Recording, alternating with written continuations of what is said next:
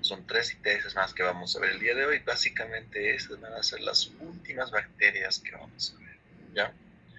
Las clases que vienen después ya van a ser o van a corresponder a los hongos.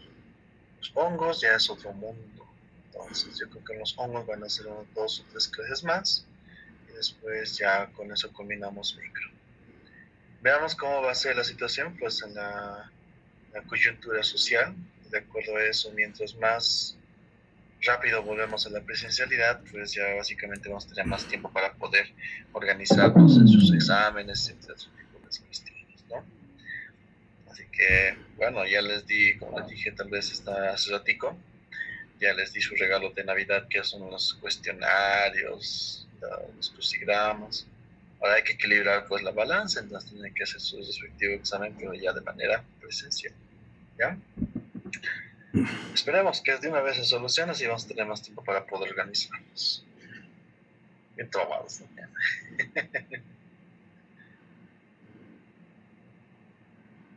¿Acaso se trauman con micro? Tan facilito que es micro. Ay, qué frío hace. Muy bien. Entonces vamos a revisar. Esto es culpa de Eder, ya saben. Ya. Vamos a hacer guayo. ¿Está bien por ahí el guayo? Sí, luego, ¿cuántos días? ¿Estás yendo a bloquear? No, ya me cansa. ¿Estás cansado?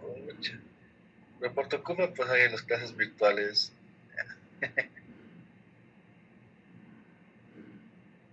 Entonces, ya no pasar virtuales feo, ¿no? Ay, sí, solamente a Eder nomás le gusta pasar clases virtuales. Pero bueno. Bien, sigamos entonces. Vamos a revisar a lo que va a ser gonorrea. Ya es preciso siempre nosotros conocer ese tipo de patología.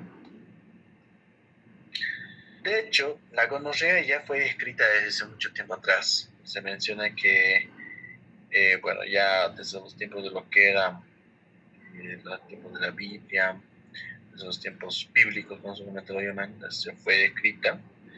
En Levítico, por ejemplo, ya ha sido mencionado de que esta bacteria, bueno, no esta bacteria, sino que ya pacientes presentaban como un pequeño fluido, como un pequeño flujo. A eso lo llamaban el flujo del semen, ¿ya? Resulta que el semen como tal se mencionaba que era como el líquido que provenían del fruto, que en este caso eran los testículos. Y antiguamente la parte de los testículos lo veían como si fuese un fruto, ¿ya? Entonces, por esa razón, se lo mencionó como si fuese toda esa secreción que salía a nivel genital, especialmente en los varones, podía notarse que es como un flujo bueno, era un flujo que salía, pero ¿dónde? De la semilla, en este caso del testículo. Entonces, por eso el flujo de semilla, ese término en griego, es lo que tal vez en su momento se conllevó a la conjugación de lo que va a ser la gonorrea. Entonces, de ahí es donde salió el término de gonorrea. Resulta que, bueno, la gonorrea es el cuadro clínico en el cual se caracteriza por presentar un flujo amarillento medio purulento. Antes se pensaba de que esta, conjunto con la sífilis, eran la misma enfermedad, pero después descubrieron que eran por 2 agentes etiológicos diferentes. John Hunter se mencionó que, bueno, él se inoculó, básicamente agarró un poco de la secreción en un paciente que presentaba esta sintomatología y se lo inoculó.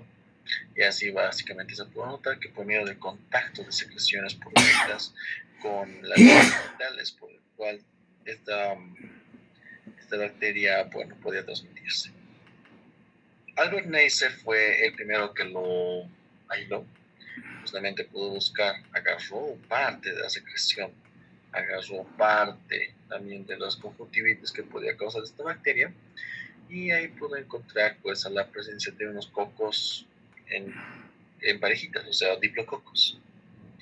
Y estos diplococos se los pudieron confirmar después con la admisión gram, que fue ya después implementado. Y esta también lo pudieron desarrollar en los medios de cultivo. Pudieron notarle que esta bacteria pues era exigente nutricional. Es por eso que solamente crece en agar chocolate, ¿no? En agar chocolate como en agar Tiger Martin. Con el tiempo ya el tratamiento fue implementado, fue aplicado con lo que va a ser el uso de las sulfamidas, como también la penicilina, pero eso les hablo de los años 30 y los años 40. Pero en los años 60 ya empezaron a aparecer lo que eran las penicilinasas. Las penicilinasas llevan a ser enzimas que, bueno, básicamente afectaban o hidrolizaban lo que es la penicilina. Entonces, esas cepas de esas Neisseria gonorreas empezaban a no funcionar o no poder ser erradicadas con penicilina. Igualmente ya en los años 90 y en los años 80 empezaron a aparecer resistencia a la tetraciclina, y por lo cual en los años 2000, en este nuevo milenio, empezaron a implementar el uso de la ciprofloxacina como tratamiento contra esta bacteria. Y después complementando un poco lo que es las cefalosporinas. Sin embargo, ya en los años 2010, pues ya también empezaron a presentar síntomas, bueno, no síntomas, sino resistencia al uso de las cefalosporinas. Y recientemente, en los años 2015, 2016, no mal recuerdo, ya se dictó, ya se describió la presencia de una cepa de Neisseria gonorrea que es resistente a todo. Por eso, lo peligroso de esta bacteria es la capacidad de que pueden justamente producir ese tipo de sintomatología. Entonces, ya me ratico de mandar mensajito.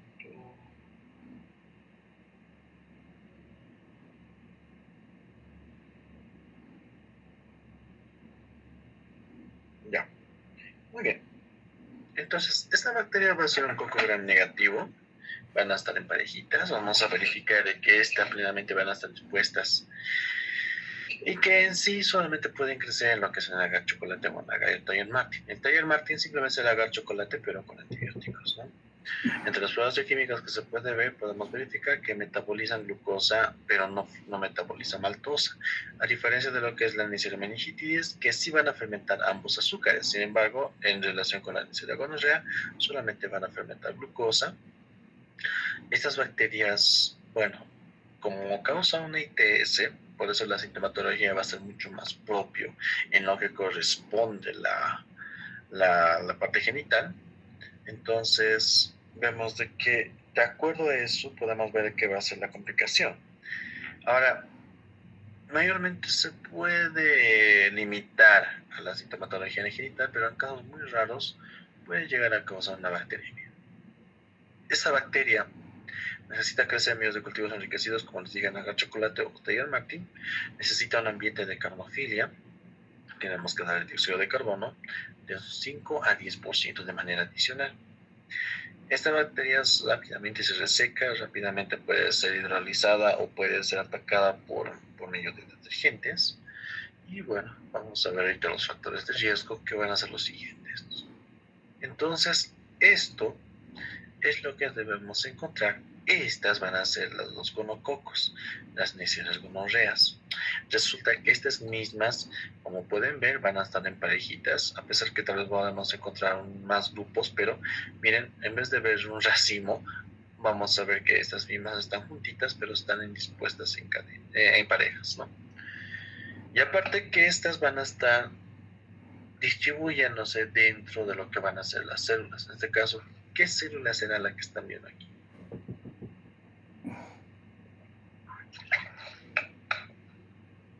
¿Qué célula será esta? Porque aquí las bacterias están dentro, ¿no? De una célula, pero ¿qué célula será esta? ¿Neutrófilos? Eritrocitos. Bien. Resulta que, bueno, pueden ser neutrófilos, aunque, bueno, de manera adecuada se determina que van a ser polimorfonucleados, pero está perfecto, son neutrófilos. ¿Y los neutrófilos en dónde actúa? Eder.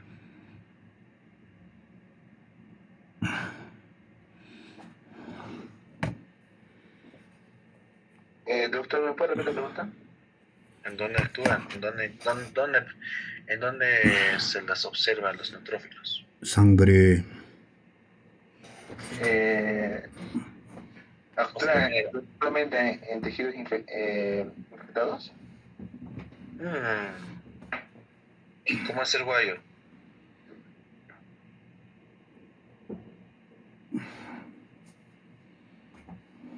¿Cómo es John Lucas? a mi estudiante más comunicativo. ¿Endotoxia? ¿Ah? ¿Torrente sanguíneo?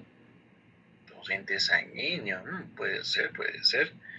Pero más o menos en qué Daños tisulares. daños tisulares podría ser. No me convence mucho la respuesta. A ver, sigan intentando. En tejidos donde hay infección o inflamación, doctor. Ya, ese tipo de inflamación, ¿de qué tipo será? Está perfecto. ¿Será tal vez agudo o será crónico? Aguda. Agudo, a ver. Eso, muy bien, caramba. Así que, Eder, ya sabes. Entonces, justamente vamos a verificar que justamente en procesos con una reacción inflamatoria aguda es donde vamos a encontrar a los neutrófilos, ¿no? Los mononucleares en general, pero los neutrófilos van a ser los más característicos. Y aquí mismo vamos a ver que esta misma bacteria internamente se adentra, o sea, se empiezan a incluir. Entonces, justamente eso va a ser el hallazgo en la secreción del paciente que se recolectó. Una secreción uretral es esto. Entonces, ahí encontramos neutrófilos. Y ahí es donde encontramos dentro de los neutrófilos a estos gonococos. Entonces, eso va a ser un hallazgo, tal vez que se puede hacer por medio de una tinción Gram. También vamos a observar que, bueno, van a tener unas fimbrias, como también van a tener unas proteínas de membrana externa, que gracias a estas dos estructuras van a poder adherirse, uno por medio de las fimbrias que van a ser justamente como unos pequeños adhesivos que se van a unir a lo que van a ser los receptores del epitelio afectado, en este caso el epitelio genital. Y bueno, las proteínas OPA, o los POR, mejor dicho, los OPA, que van a tener la función de poder adherirse a ciertos receptores que van a estar en las mismas células epiteliales, como lo que puede ser la CD66 y la parasulfato. Entonces, a sus dos receptores van a poder unirse y de esa manera van a poder esta bacteria acercarse a dicha célula para poder infectarla, ¿no? Entonces, ahí encontramos que esta misma se puede adentrar, puede ingresar por medio de un fagosoma. Y el fagosoma, pues, como cualquier tipo de mecanismo, especialmente si hablamos de lo que puede ser dentro del epitelio, como también de un macrófago, entonces podemos observar que el fagosoma tiene que unirse a un lisosoma para que ésta sea destruida. Entonces, por medio de las proteínas POR, que va a ser el POR 1 y POR 2, entonces justamente existe o pueden evitar esa fusión. Entonces el fagosoma, en donde se va a encontrar esta bacteria, y el lisosoma propiamente de la célula endotelial que está afectada, o si no del macrófago, entonces va a evitar justamente su destrucción. Y eso va a ser lo elemental para que esta bacteria pueda, bueno, básicamente invadir, ¿no? Y pueda mantenerse viable dentro de las células. Y el lipoligosacárido va a ser un elemento, va a ser como justamente una modificación de la endotoxina. ¿Se acuerdan qué eran la endotoxina los gram negativos?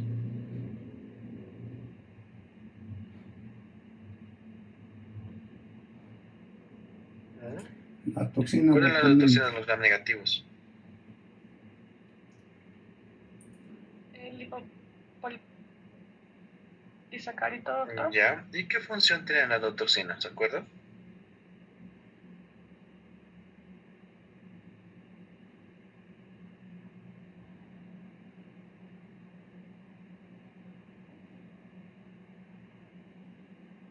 ¿Cómo es? Parálisis. ¿Cómo es, Eder? Tú tienes que estar experto en este tema. Porque justamente esta bacteria crece en agar chocolate, ¿no? ¿Cómo es? Doctor, sería, bueno, su función sería estimular una fuerte respuesta inflamatoria, ¿no? Del organismo. Exacto. Bueno, lo que pasa es que en este caso con el lipoligosacárido, porque esta bacteria no va a tener lipopolisacárido, y justamente la función del lipopolisacárido va a ser la estimulación de una respuesta inmunitaria, ¿no? Entonces, pero esta bacteria no va a tener eso, va a tener un lipoligosacárido, haciendo que el mismo estímulo sea menor, y así haciendo de que si la detección de esta bacteria sea mucho más difícil, sea mucho más complicado, haciendo de que exista un cierto sigilo inmunológico, ¿no? Entonces, por esa razón, esta bacteria no va a ser tal vez detectada fácilmente. Y actualmente, bueno, aparte también como va a estar a través de las mucosas, en las mucosas hemos dicho que existe una inmunoglobulina. La inmunoglobulina que vamos a encontrar en la mucosa va a ser la IgA. Entonces, esta bacteria también tiene una proteína para poder hidrolizar a lo que va a ser la IgA. Y también vemos de que a lo largo del tiempo fue creando una bomba de flujo. Y la bomba de flujo, ¿se acuerdan qué era? Cerguayo.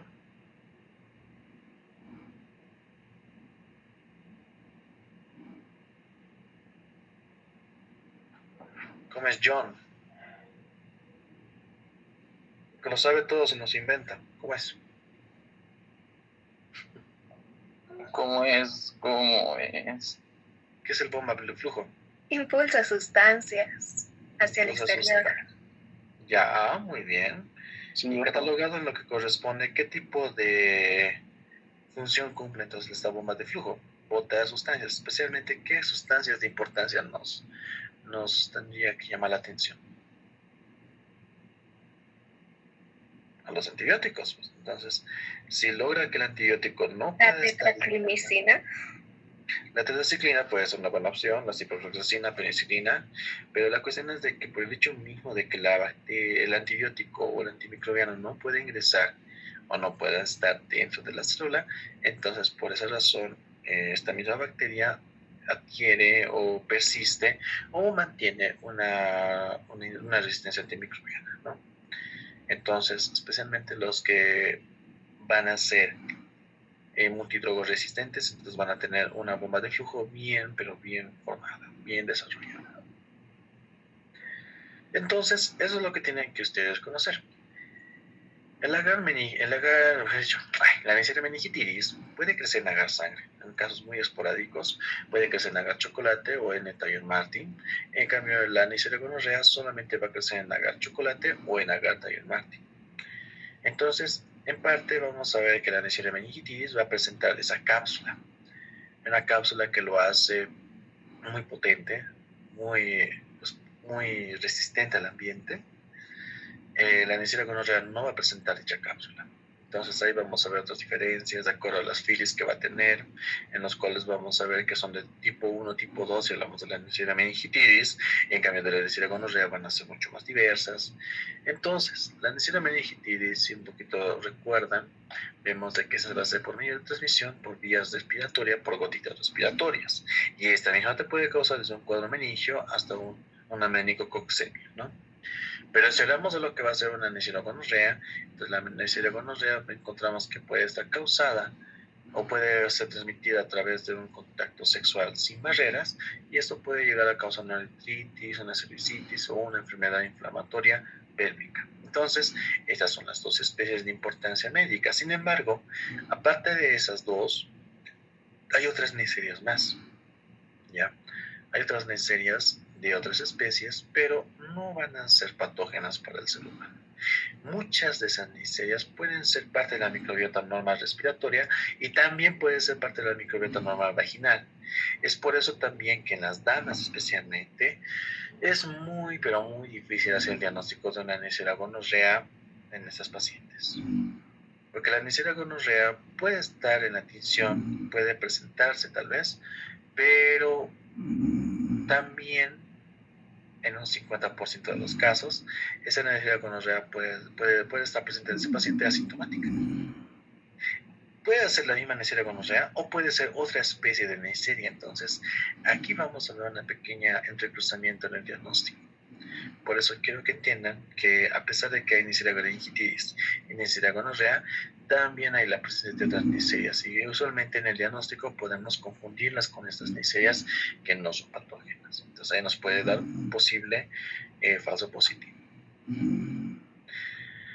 Entonces, la transmisión va a ser por medio de contacto directo, contacto sexual directo. Entonces vamos a ver que esta misma cuando llega al endotelio, especialmente a lo que corresponde al endotelio genital, vemos de que a través de sus poros, como también de sus mismos filis, va a poder unirse, adherirse a la célula endotelial. Entonces ahí vamos a ver que después va a ingresar a través de un fagosoma. Ese fagosoma se va a mantener persistente gracias a, bueno, efectivamente a la misma evasión de fagocitosis que va a ser por medio de las por 1 y por 2. Después vemos de que el sistema inmunitario va a intentar atacarlo, ¿no? Entonces, obviamente, por medio de sus proteasas de IgAs va a evitar que sea inactivada o neutralizada por esos anticuerpos. O sea, el lipoligosacárido va a causar un estímulo de una respuesta inmunitaria leve que no sea muy potente. Y aparte que vamos a ver que los macrófagos, especialmente como también los neutrófilos, van a empezar a fagocitar, van a empezar a atacar, ¿no? Entonces, ya dentro de los macrófagos, ya dentro de los neutrófilos, estas bacterias van a mantenerse viables, ya que van a poder evadir a la fagocitosis. Entonces, estas bacterias van a estar todavía vivas dentro de la célula. Ahora, esta bacteria puede ascender levemente, puede llegar a la parte vaginal, después, si es que no hay tratamiento oportuno, va a llegar al cervix, y después va a llegar al endometrio, lo que va a ser justamente la composición propiamente del útero. Después va a haber una inflamación o va a poder escalar a lo que van a ser las trompas de falopio. Después va a llegar a lo que va a ser a los ovarios, y asimismo eso va a dar origen a una enfermedad pélvica inflamatoria. Ahora, en los varones también puede escalar. En la uretra externa como también la uretra interna empieza a ascender. Entonces vamos a ver que después va a llegar a lo que va a ser justamente en lo que corresponde a la próstata, y después llegar a los conductos eferentes, y después al epidídimo. En el epidídimo es donde va a causar una epididimitis. Entonces, si es que el tratamiento no es oportuno, si es que tú tardas en hacer el diagnóstico, entonces la inflamación en la región de las trompas va a ser crónica. Va a causar de que las mismas trompas se cierren. ¿Y eso qué puede predisponer? Las trompas cerradas, ¿qué significarán en esa paciente que puede llegar a cursar? Infertilidad, doctor. De fertilidad, porque de una u otra manera los óvulos no van a tener contacto más con los espermatozoides, que en un futuro posiblemente que lleguen a ese sector. Entonces, la paciente queda infértil, ¿no? Y en los varones también, en el momento cuando existe una inflamación constante, una inflamación de gran calibre, entonces podemos ver ahí que va a causar una epididimitis. Si es que la inflamación se torna de largo tiempo, entonces el epididimo igualmente se empieza a ocluir, y esto va a provocar de que los espermatozoides ya no pasen. Entonces, ahí vemos otro caso de infertilidad. Entonces, la Neisseria gonorrea es justamente donde vamos a observar que encontramos, o que va a ser más que todo por la transmisión genital, ¿no? O sea, transmisión sexual, sea por vía tal vez peniana vaginal, o peniana anal, o peniana oral, ¿no? Entonces también vamos a ver una sintomatología en la región de la boca, como también puede ser la faringe, que ahorita vamos a profundizar. Entonces, esto es obviamente por la misma actividad sexual, pero sin barreras, sin métodos de membrana, ¿no? Ahora, ¿qué es lo interesante también de este cuadro clínico, de esta bacteria? Resulta que de todas las pacientes, especialmente las damas, que presentan esta bacteria, en este caso, que tengan esta bacteria, un 50% pueden ser asintomáticas. Entonces, eso hace de que las mujeres puedan convertirse en portadoras asintomáticas. Y estas portadoras asintomáticas van a poder transmitir libremente a más varones. Entonces, por esa razón, esta bacteria es más propia de las damas, ¿ya? O sea, pueden tener la bacteria, pueden tener en su microbiota vaginal, o sea, no van a ser parte de la microbiota, ¿no? Pero van a estar alrededor, o van a estar en conjunta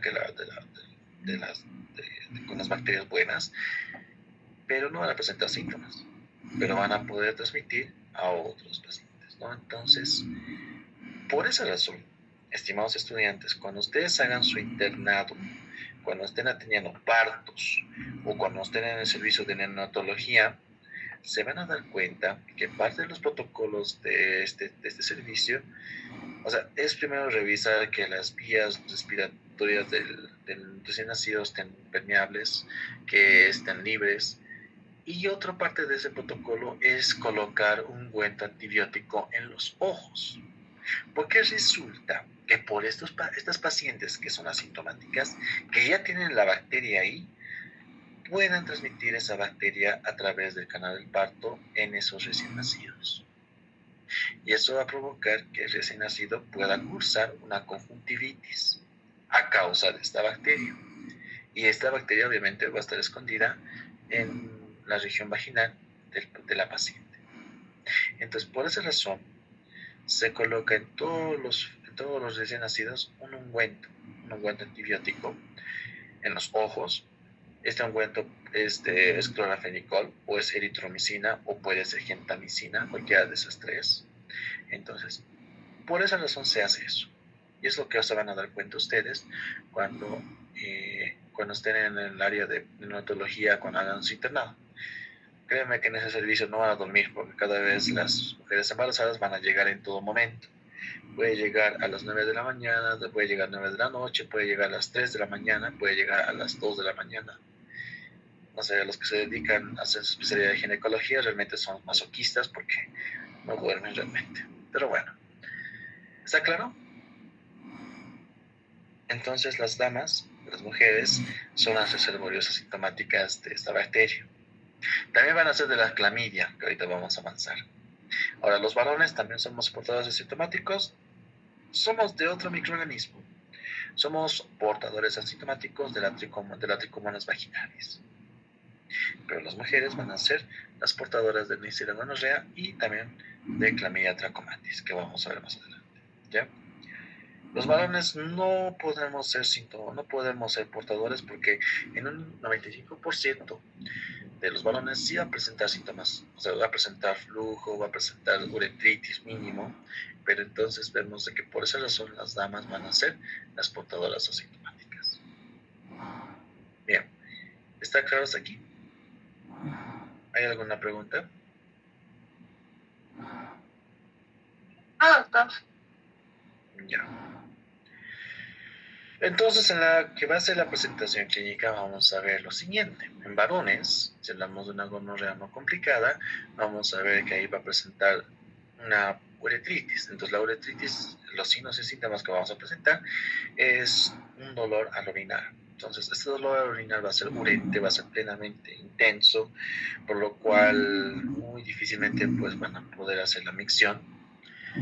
Va a estar acompañado con una secreción uretral purulenta. Esta secreción puede ser medio amarillenta o medio verdosa. Entonces, esa secreción purulenta es más propio de lo que es la Neisseria gonorrea. Puede que también exista un enrojecimiento del meato. Entonces, más que todo, va a ser la presencia de esa secreción. Va a ser como una formación de una reacción purulenta peleando entre lo que van a ser los neutrófilos y la misma bacteria. En las damas, un 80 o 70% van a ser asintomáticas. O sea, hemos dicho que puede ser 50, pero mayormente, hasta incluso hay estudios que mencionan que hasta un 80% pueden ser asintomáticas. O puede presentar unos síntomas leves. Entonces, los síntomas que podemos observar en el caso que hubiese una sintomatología específica, entonces vamos a ver una leucorrea. Una leucorrea va a ser la presencia de una secreción purulenta medio amarillenta. Puede que haya también sangrado postcoital, como también sangrado intermenstrual. Usualmente este tipo de hallazgo intermenstrual es algo mucho más confundible, ya que cuando la mujer está en su periodo, entonces tú puedes confundir la menstruación con este tipo de sangrado. Y también puede presentar una disuria, ¿no? Ahora, puede también presentar la bartolinitis. ¿Qué son las glándulas de Bartolino, estimados estudiantes que han aprobado anatomía? Yo creo que sí. ¿Qué serán las glándulas de Bartolino?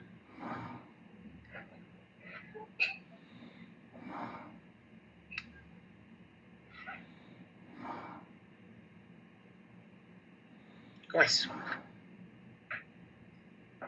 ¿Han pasado con el doctor Vito? ¿Han pasado con el doctor... ¿Puedes repetir la pregunta? ¿Qué son las glándulas de Bartolino? Se encuentra ubicado a cada abertura de la vagina. La vagina, ya, bueno, más que todo en la región del área, o sea, su desembocadura va a ser en la región interlabial, ¿no? ¿Qué más? La vagina. Ayuda a la lubricación, ¿no? ¿Qué? Estímulo vulvar. Ya, ¿qué más? Ayuda a la lubricación. Eso, ya, muy bien. Entonces, van a ser unas pequeñas glándulas que en los cuales los conductos van a estar desembocando a lo que recuerdo lo que dije, van a estar justamente en la región interlabial.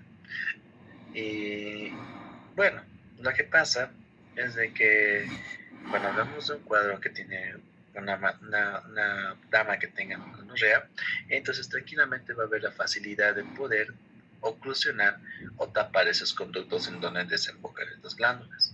Entonces, como va a estar el conducto tapado, la glándula va a empezar a aumentar de tamaño. Obviamente la bacteria va a estar dentro de esa glándula y va a empezar a proliferar.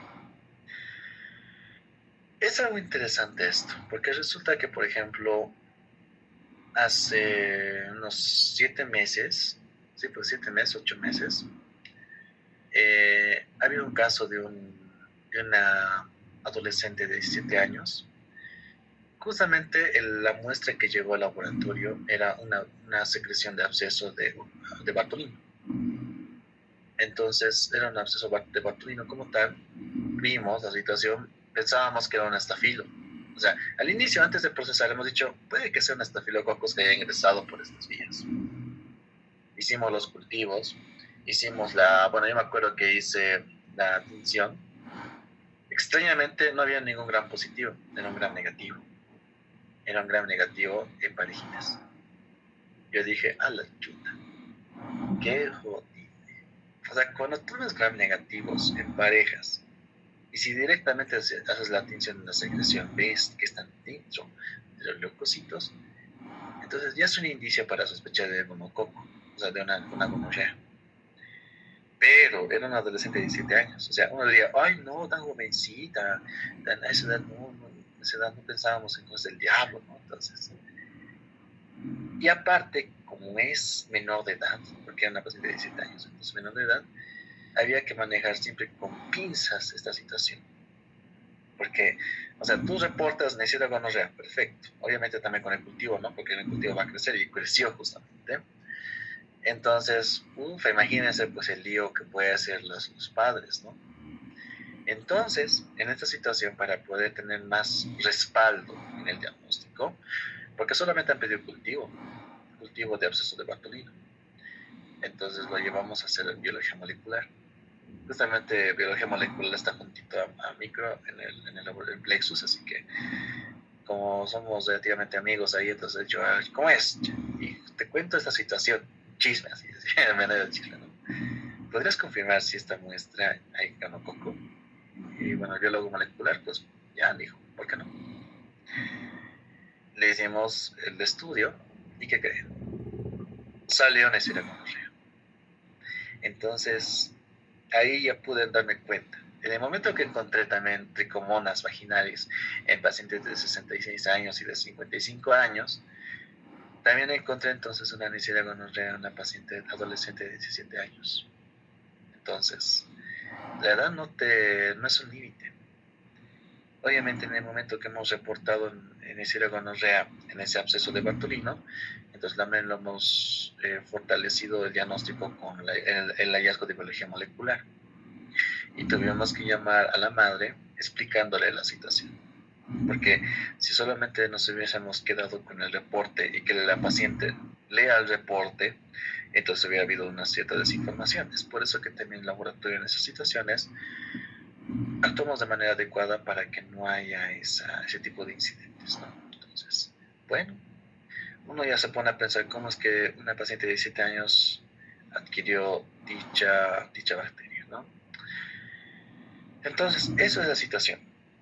Por eso, cuando ustedes vean tal vez una glándula de Bartolino, pero que esté bien hiperémica y que esté bien, bueno, obviamente esta glándula o este absceso que puede formar más después, en el momento que ustedes hacen la palpación o en el momento que ustedes quieran colocar el espéculo, pero vean esto, entonces obviamente la paciente va a sentir un dolor fuerte, ¿no? Entonces siempre eso, sospechen, puede que sea por una Neisseria gonorrea o puede que también sea este absceso causado por un estafilococcus. También ha habido casos, ¿ya? Entonces, vean, no hay que ser de mente cerrada, como les dije en su momento.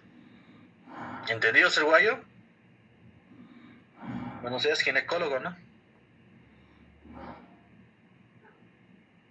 No, Ya que a vos, no sé, a vos veo que te gusta ver que donde se divierten las demás personas, ¿no? Así que bueno, capaz de que seas gineco, quién sabe. Ok, no me gusta el sufrimiento. entonces, No, el reino también, cuando nacen los niños, nada. cirujano, Pero ya, aborta. cirujano ahí, persiguiendo internas, puta, no, qué guaso es ese güey. Bien, Pero, sigamos. loca. Ahora, en lo que también puede presentarse este tipo de secreción purulenta es también en lo que va a ser en la región rectal, ¿no? Porque ahí vamos a verificar, todo depende mucho también de la práctica sexual que tenga dicha pareja, como también puede ser presente en lo que van a ser los hombres de homosexuales, ¿no? Entonces ahí vamos a ver que puede presentar prurito, puede presentar tenesmo, supuración, sangrado rectal. Ahora la pregunta es, ¿qué será tenesmo?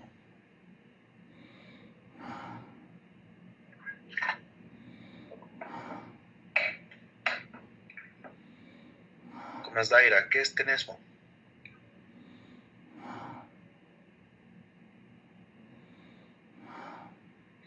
Nayeli, ¿cómo es?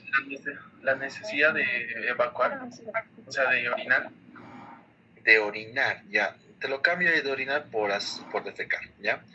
Va a ser la necesidad o la sensación de querer defecar, pero sin contenido, ¿ya? Entonces, ese es el tenesmo. Muy bien. Ahora, si hablamos de lo que corresponde, también esta bacteria puede causar una faringitis.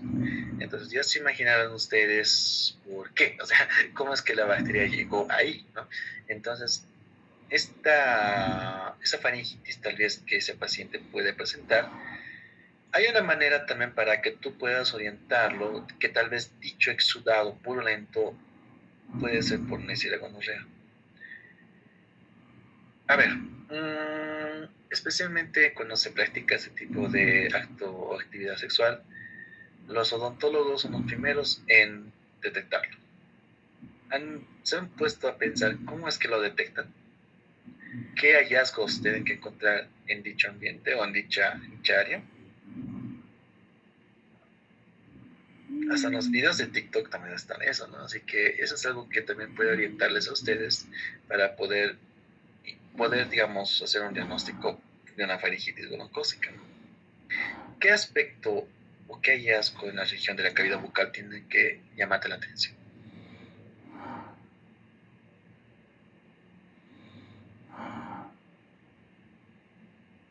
Nunca se han puesto a pensar. A ver, no sé, no tengo una imagen aquí. Pero a ver, vamos a buscar, vamos a ver si es que lo encuentro. ¿Cómo se llaman estos huevos? Así, petequias en paladar. Ay, blanco.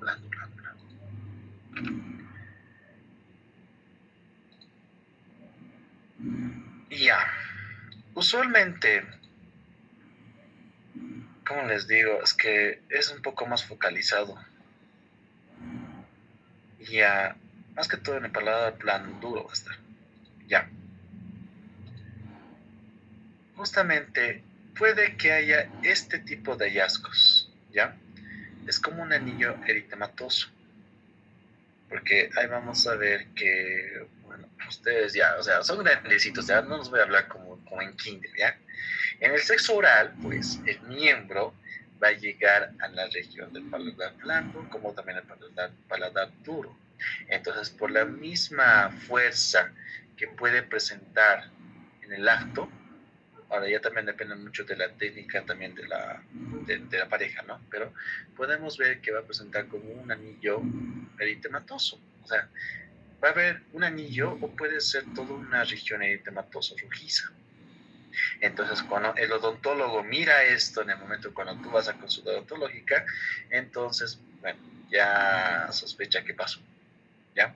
Entonces, también esto te puede orientar para poder decir de que tal vez dicha faringitis está causada por una posible gonococo.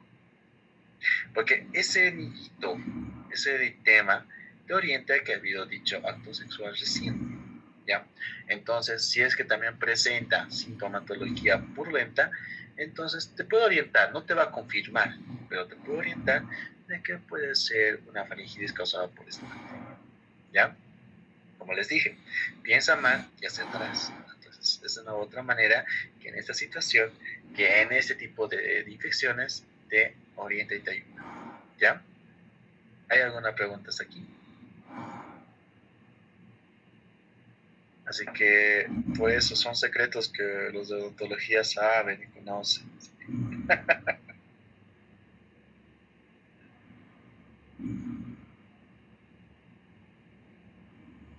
Ya, ¿no hay preguntas? Sigamos entonces.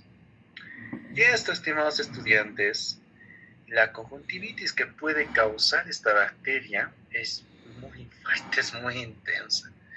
Mayormente esto puede ser cuando el mismo paciente, que tiene la Neisseria gonorrea, sea dama o sea varón, entonces por la mano sucia de los cuales puede manipular, entonces esta mano que va a contener parte de esa secreción va a poder limpiarse los ojos o hacer los estímulos de los ojos y listo, sigue la autoinoculación. Entonces efectivamente va a haber este tipo de cuadro, y el cuadro que puede causar esta bacteria, pues realmente, como pueden ver, hay alta secreción, como también el eritema puede ser fuerte. Ahora, les pregunto, ¿cómo es que un neonato puede adquirir esto? Entonces, como les dije, un neonato puede adquirir esta bacteria porque puede impregnarse de Neisseria gonorrea en el momento que nace por el parto natural, o sea, por el canal del parto. Usualmente el canal del parto, bueno, efectivamente, como hemos dicho, las damas en un 50% pueden tener la bacteria ahí, pero no presentar síntomas. Y a veces por una falla de control en relación con las ITS, eso puede provocar que esa bacteria misma pueda inocularse en el recién nacido. Entonces, por esa razón es muy importante colocarle hacerle una profilaxis antibiótica, colocarle en los ojitos eritromicina o colocarle en los ojitos acitromicina o gentamicina, ¿no? Entonces, por esa razón, ante esa falla en ese protocolo, entonces puedes hacer que el recién nacido pueda adquirir esta bacteria. Ahora, ustedes van a ser provincia, van a tener partos. ¿Dónde cree que van a tener partos? ¿En el hospital? Lamentablemente no. Van a ustedes atender dicho parto en el domicilio de dicho paciente. Entonces, ustedes tienen que tener en sus elementos, en su misma medicación o en sus fármacos que van a conllevar, tener siempre un ungüento de eritromicina o ungüento de gentamicina. Así tú evitas de que esta bacteria puede llegar a los ojos del paciente, porque tú no sabes, tal vez el paciente sí tiene esta bacteria en su microbiota normal o está ahí en la parte vaginal, y bueno, va a ser un factor de riesgo para que este recién nacido pueda tener ese cuadro infeccioso. En casos muy raros, esta bacteria puede llegar a causarte una gonococcemia, y la gonococcemia va a ser la presencia de este gonococo en el torrente sanguíneo. Entonces, cuando está irradiado, cuando puede causar una bacteriemia, puede llegar a afectar principalmente a las articulaciones, causándote una artritis supurativa, o sea, una artritis con pus, como también causar a diferentes tipos de articulaciones, o sea, puede ser a los codos, puede ser a las rodillas, y en la piel presentar unas lesiones, unas pústulas. Entonces, eso va a ser característico de una gonococcemia o una infección diseminada causada por esta bacteria. Hasta aquí, ¿hay alguna pregunta?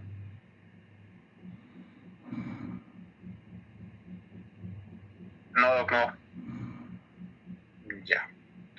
Entonces, ¿qué complicaciones podemos encontrar que puede causar en varones? Una epididimitis. Epididimitis efectivamente va a ser inflamación del epidídimo, en donde va a predisponer a que haya dolor testicular, picos febriles, puede que haya aumento del volumen del tamaño del epidídimo. La misma próstata puede también aumentar el tamaño, puede haber una prostatitis, entonces pues puede provocar que también haya una hiperplasia, o si no, que exista un punto en donde va a haber una cierta obstrucción en el momento de la micción. En la uretra, entonces podemos ver que la misma luz puede disminuir. ¿Qué quiere decir? Que la uretra empiece a cerrarse, o bueno, va a querer cerrarse, y eso va a provocar después una fimosis. Puede que haya también la formación de abscesos periuretrales, y rara vez puede haber tal vez una fístula, ¿no? Pero estas van a ser las complicaciones de la Neisseria gonorrea en varones. En las damas puede llegar a causar una enfermedad inflamatoria pélvica.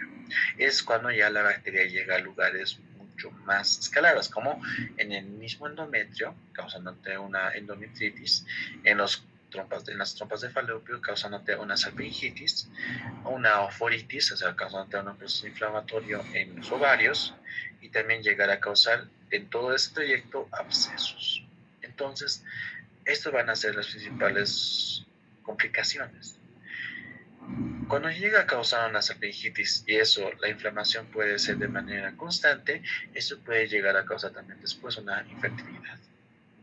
Puede predisponer de que más adelante los embarazos puedan ser ectópicos, y también puede colocar un dolor pélvico crónico. Entonces, evidentemente, en ambas situaciones puede haber una sintomatología complicada. En ambas situaciones puede haber infertilidad, especialmente si hablamos de lo que va a ser una epididimitis. Entonces, por eso, esta enfermedad es importante en varones y en mujeres, ¿ya? Bueno, puede haber una infección diseminada, como les dije, puede haber una artritis. En casos muy raros también ha habido un cuadro de endocarditis. Hasta en casos también muy, pero muy raros también ha llegado al sistema nervioso central, causando una meningitis. También puede llegar a causar una hepatitis. Entonces, a esa hepatitis, junto con la enfermedad pélvica inflamatoria, a eso lo llamamos o lo conocemos como el síndrome de Fisz-Hughes-Comtis. Bien, entonces, tú vas a encontrar esta bacteria en secreciones genitales. Entonces, como vas a buscar en secreciones genitales, en varones vas a solicitar o vas a hacer un hisopado uretral.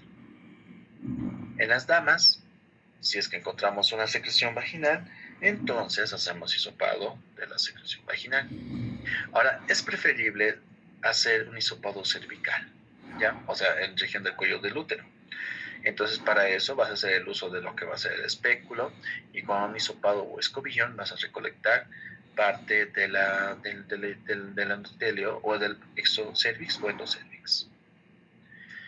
Si tú ves sintomatología de una posible gonococo, bueno, una proctitis causada por gonococo, entonces haces un hisopado rectal. Si ves, aparte del hallazgo que les dije en la región del paladar, ves también secreción purulenta, y que también la paciente haya confirmado el antecedente